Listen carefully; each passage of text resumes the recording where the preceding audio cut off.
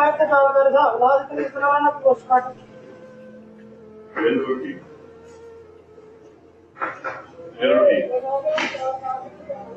चलो ना वही कर लो चलो वही कर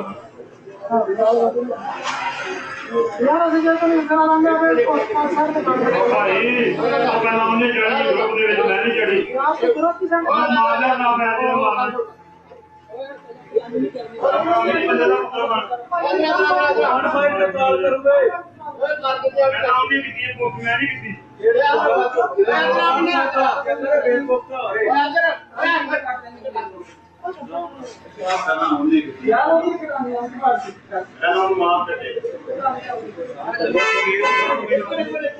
ਭਾਈ ਆਪਣਾ ਬਣਾ ਮੇਰੀ ਕਿਹੜਾ ਕੰਮ ਮੇਰੀ ਗੱਲ ਸੁਣ